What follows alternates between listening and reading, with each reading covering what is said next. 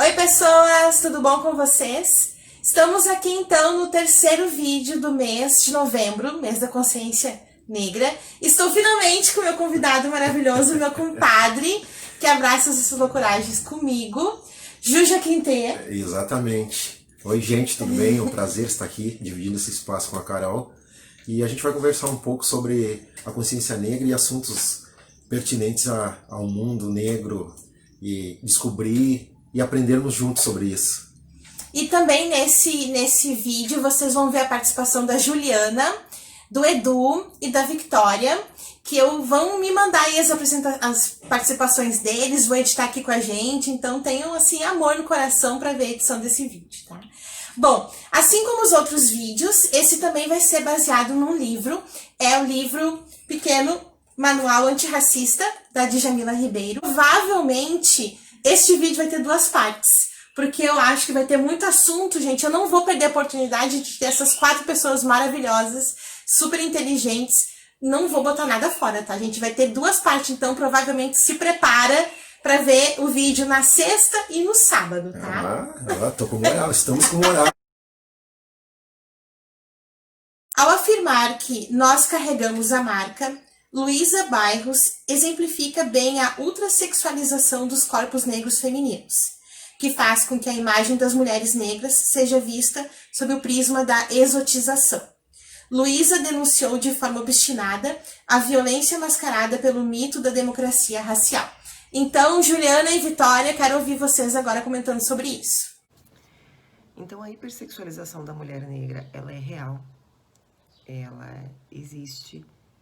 A hipersexualização da mulher, na verdade, né, é um fato. Mas da mulher negra, ela é um tanto quanto exagerada, por estereótipos criados, por, na verdade, fetiches e desejos e imaginação. Eu falo sobre a hipersexualização da mulher negra num contexto em que eu estive inserida. Durante muitos anos da minha vida, eu tenho 39 anos, porém desde os meus 17, eu sou carnavalesca. Participo de escola de samba, desfilo, fui rainha do carnaval de São Leopoldo, fui musa do samba do Rio Grande do Sul. Então, é um contexto onde o corpo da mulher negra ele é muito exposto, né?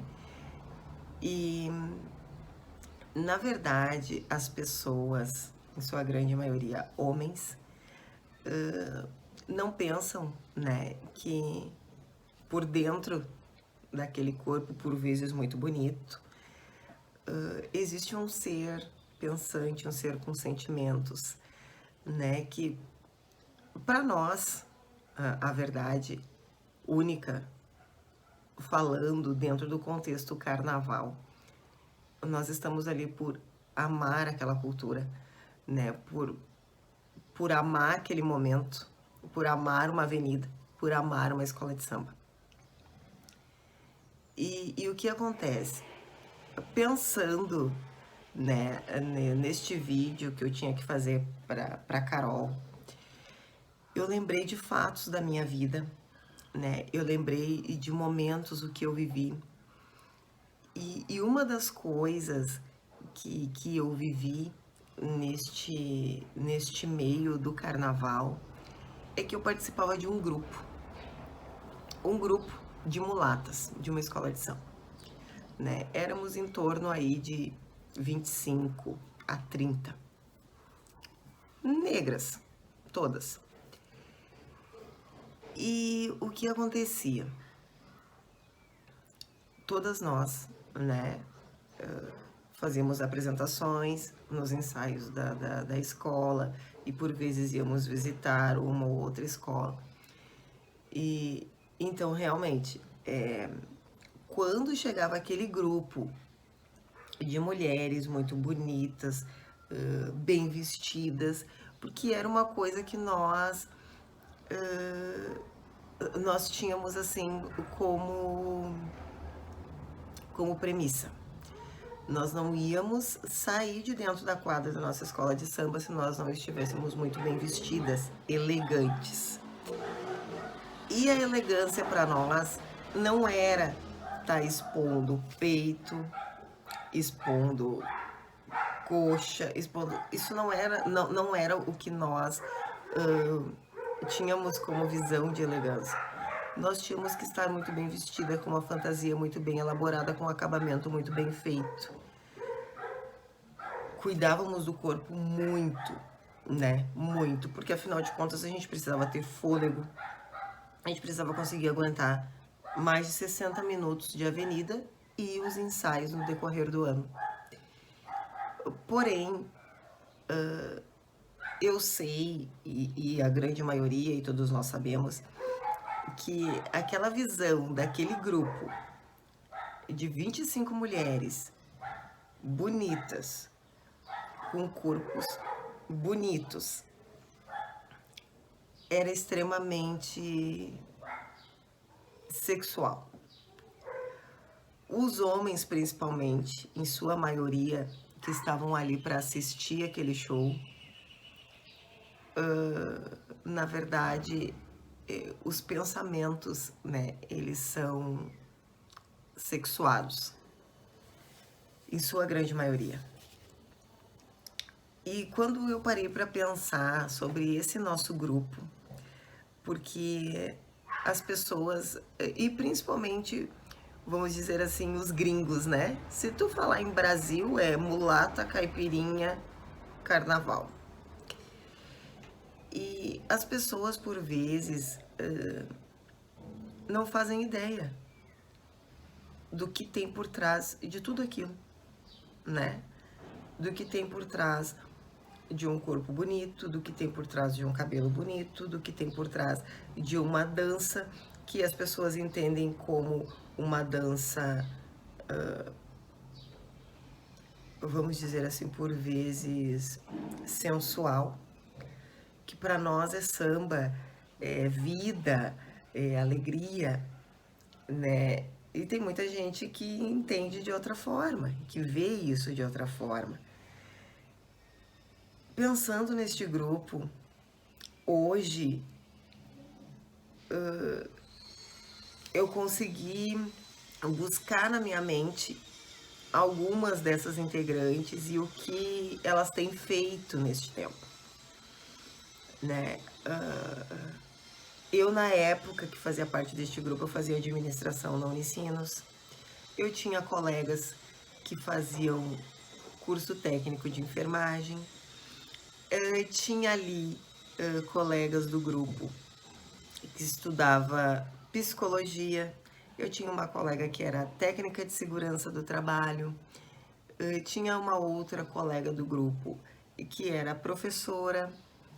Então, na verdade, assim, todas nós tínhamos e temos uma vida extremamente normal, mas que as pessoas, ao olhar aquele grupo de mulheres vistosas, vamos dizer assim, imagina que nós somos somente aquilo ali, um corpo bonito, um cabelo bonito, uma dança sensual. É isso que a grande maioria das pessoas pensam. Muitas vezes é isso que o mercado vende, né? Principalmente se tratando da mídia, muitas vezes é isso que é vendido nas novelas, é isso que é vendido em filmes, é isto que é vendido. O corpo da mulher negra como um objeto de sexo, muitas vezes. E por trás de tudo isso existe uma vida, existe a construção de um ser humano. Eu hoje sou mãe de uma menina de 11 anos que, de verdade, eu tento passar para ela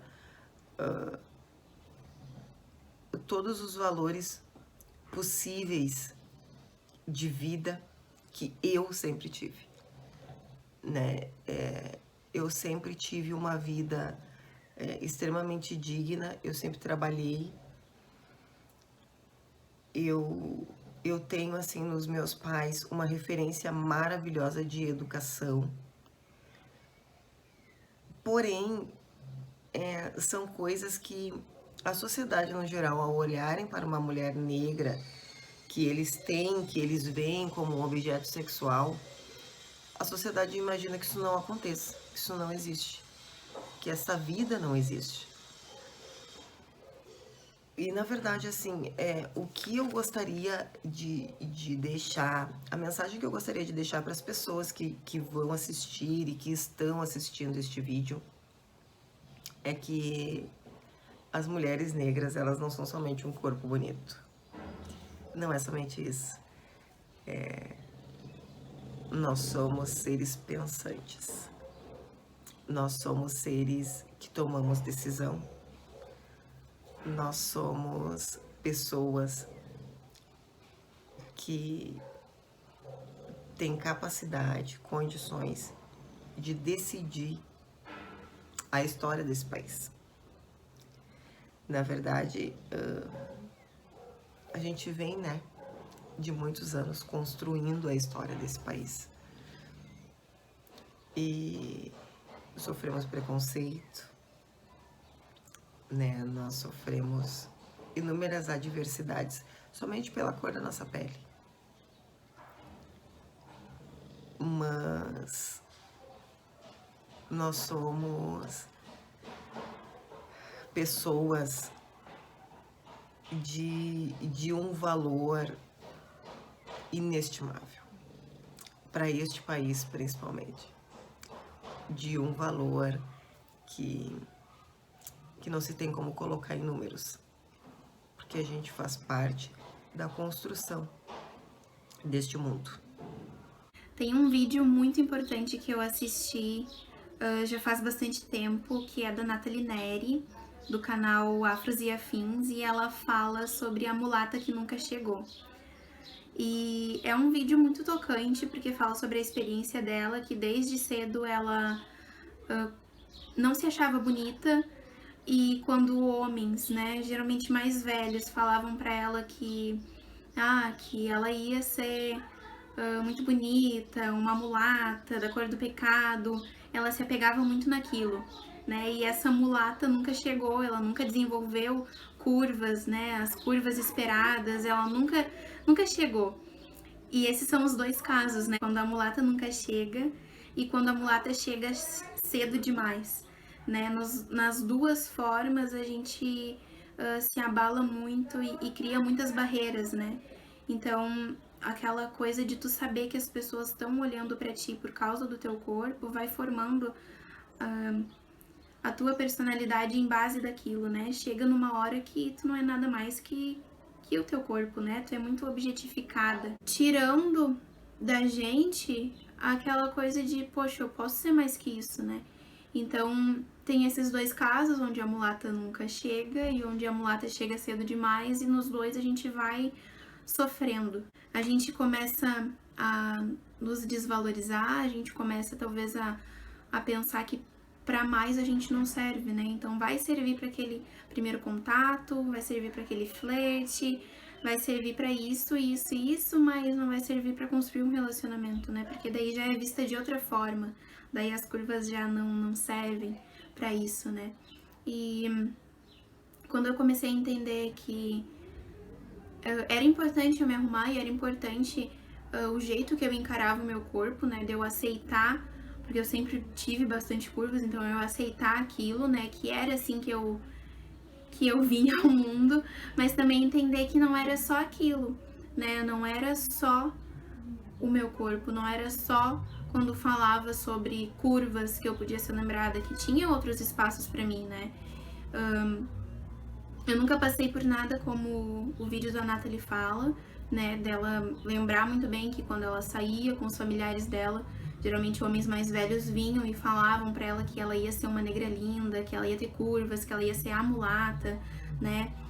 Eu nunca tive isso, não que eu me lembre, que esteja presente, mas quando eu fui crescendo e o meu corpo foi desenvolvendo muito rápido, isso moldou muito, né? Tanto a minha autoestima de tentar esconder, de não entender que aquilo era o meu biotipo de corpo. É legal falar sobre isso, a ultrassexualização do corpo negro. A Luísa Barros faz esse olhar, um recorte para o feminino. E eu quero fazer aqui o recorte para o masculino, porque é meu lugar de fala, né? Então, quando pega-se, e lá no início a gente conversou a respeito do termo negro, então, quando tu tira este ser da questão humana e torna ele uma mercadoria ou um objeto, tu precisa animalizar isso. Então, este corpo negro se torna ultra sexualizado. Por quê? Porque este homem negro ele precisa ser forte, ele precisa ser viril, ele tem que ser bem dotado, ele precisa ter o pau grande, ele tem que ser destruidor na cama. Então, tu vai criando todo esse estigma, ou seja, tu vai animalizando este corpo negro. Então, tu torna este homem um animal. Porque o homem negro ele não pode chorar, ele não tem afeto, ele não pode ter sentimentos, ele precisa ser o todo garanhão e poderoso. Então, tu acaba animalizando isso e ultrasexualizando. Então, esse cara ativo, de pau grande, é destruidor. E aí, isso perpassa e fica enraizado até hoje. Porque quando a gente olha, tanto na internet, ou tu vê os comentários, quando passa esse negro padrão, os comentários que vem é isso. Tipo, olha lá, deve ser bem dotado. Nossa, esse deve ser destruidor na cama. Nossa, deve ser insaciável. Como se fosse um animal reprodutor, porque naquela época era assim tratado. Mas claro que isso existe aquele estereótipo, né? Aquele negão, alto, grandão, precisa ser careca, tem que ter o cabelo raspado, tem que ser sarado, e aí automaticamente já vai criando todo esse estigma em torno disso, né? A famosa da cor do picado, por exemplo, é isso. Então tu animaliza e aí tu ultrasexualiza este corpo negro. Então esse homem ele só serve para isso. Este animal serve para isso, para sexo, e acabou o assunto. Então, quando a gente fala em ultrasexualização, a gente fala sim do corpo feminino e fala sim do corpo masculino, até hoje. Fechar esse vídeo falando sobre os trechos do pequeno manual antirracista da Djamila Ribeiro, que o Juju está mostrando aqui.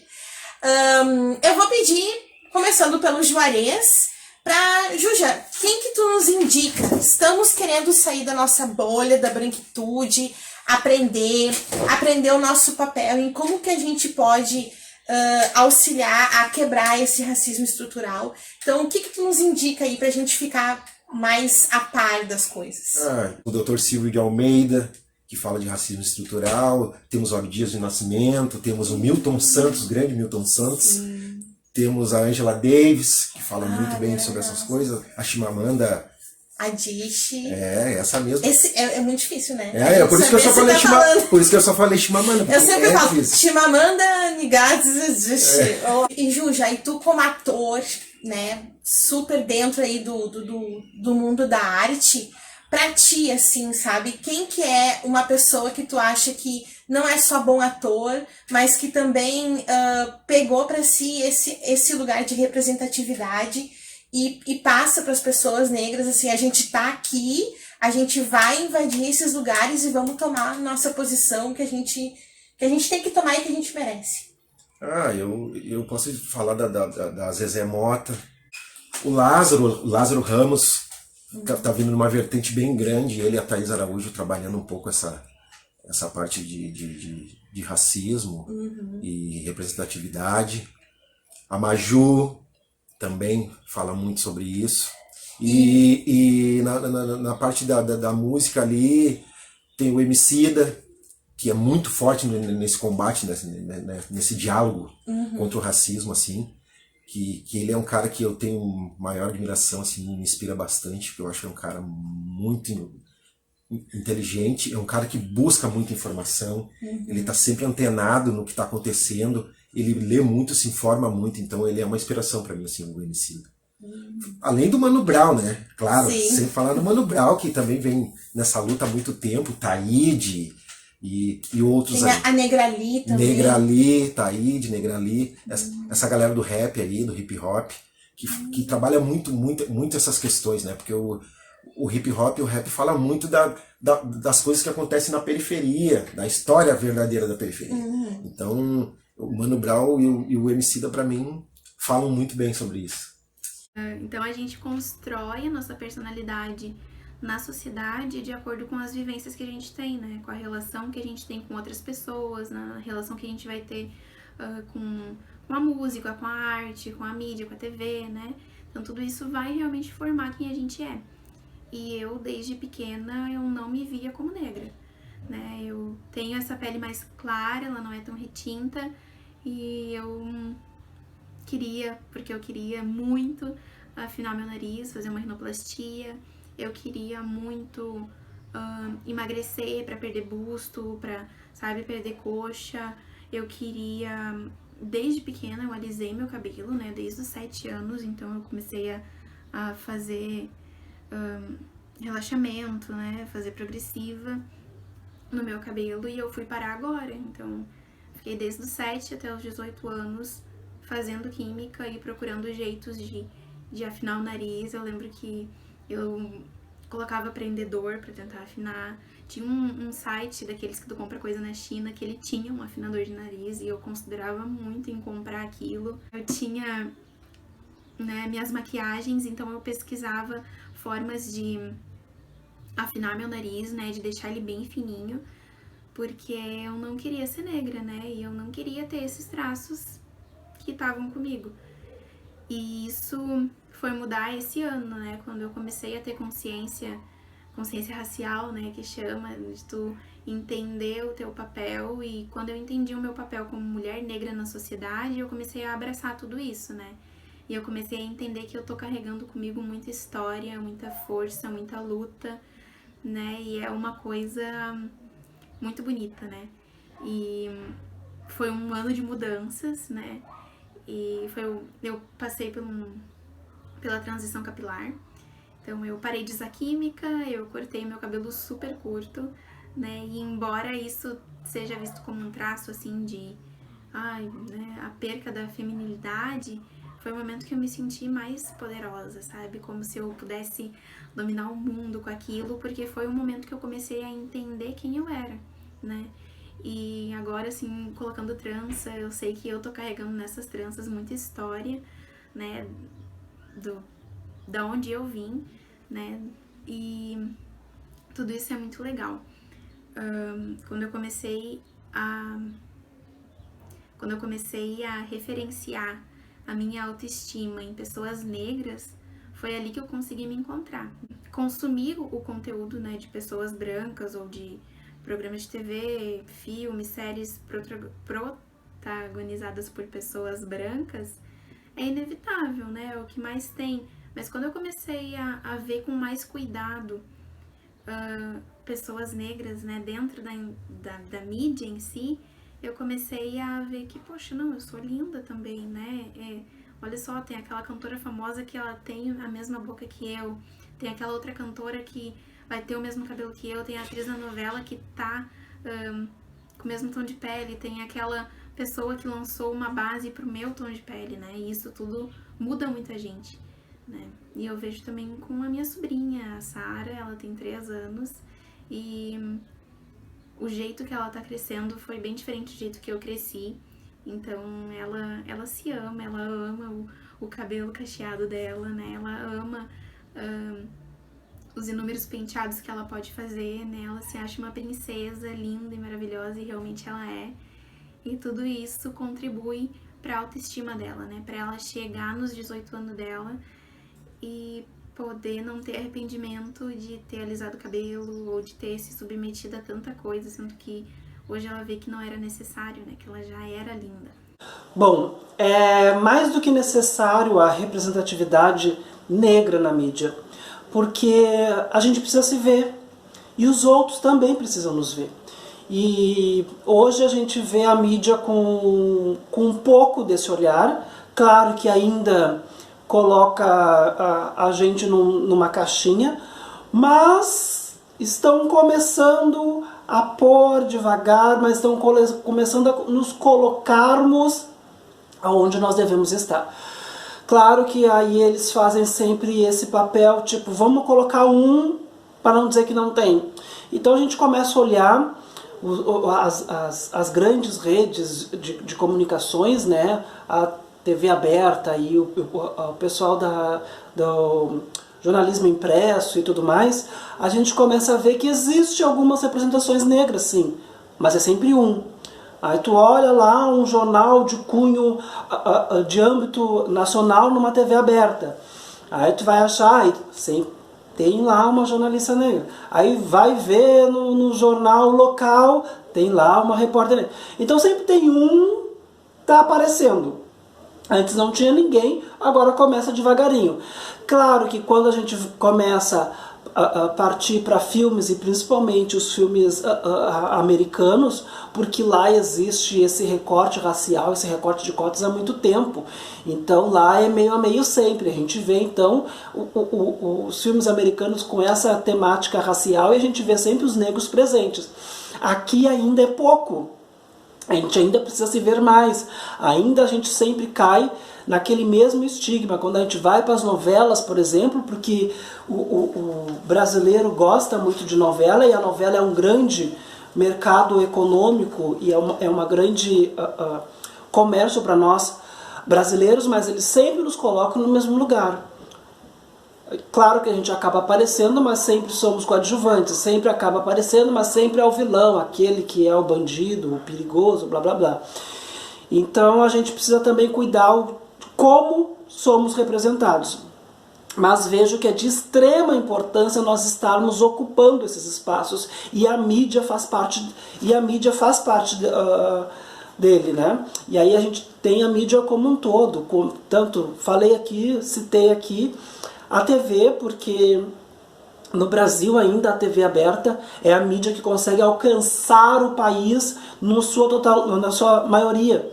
Porque quando a gente fala de mídia e aí a gente vai partir para a internet, por exemplo, não é todos os lugares do Brasil que a internet chega. Então a gente vai falar de cinema, não é em todos os lugares que o cinema chega, não é em todos os lugares que o teatro chega, não é em todos os lugares. Então, assim, em termos de mídia, no Brasil, o que chega em sua maior totalidade, ainda, embora tenha algumas dificuldades, a TV é onde abrange mais. E aí a TV aberta é onde chega essa comunicação maior, como o Brasil como um todo. E nós sim temos essa dificuldade, mas é de extrema importância que nós sejamos e estejamos representados nesses espaços para que a gente consiga cada vez mais ocupar esses lugares e sermos vistos, né?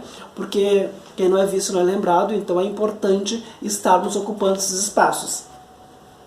E a Carol pede para citar autores negros, e aí eu quero citar 4 nomes contemporâneos e que têm obras muito show. Então quero citar Dona Conceição Evaristo, Seu Joel Rufino, Elisa Lucinda. Amo Elisa Lucinda, acho demais, e gosto muito do Lázaro Ramos. O Lázaro está escrevendo livros infantis maravilhosos. Eu gosto muito de livro infantil e acho que o Lázaro está arrasador nos livros que ele está escrevendo. Muito bom. Então eu deixo esses autores aqui para a galera poder conhecer e curtir cada vez mais. Muito obrigado pelo convite e um beijo para todo mundo. Muito obrigada, então. Eu que agradeço. Meu compadre vai ganhar agora um chocolate, porque ele veio aqui gravar comigo. Eu que agradeço. E sigam a minha comadre Carol, porque é legal os assuntos que ela aborda. Aprendo muito com ela também. E obrigado pela oportunidade. E se tiverem outras coisas, a gente vai fazendo. Vamos chamando. Vamos começar a gravar um programa de dupla. Isso aí. Não, eu adorei que meu compadre disse que o programa já... Olha, já foi levado em muito de programa, gente. Também quero deixar meu agradecimento para a participação do Edu, da Juliana, da Victória. Então tá, gente. Deixa um comentário aí, que vocês se vocês gostaram da nossa discussão, a opinião de vocês também, as pessoas brancas que assistem aqui, se vocês reconhecem esse privilégio que nós temos enquanto branquitude e o que vocês pensam desse racismo estrutural que a gente falou um pouquinho aqui. Deixem uma curtida, compartilhem o vídeo e até mais ler. Beijos!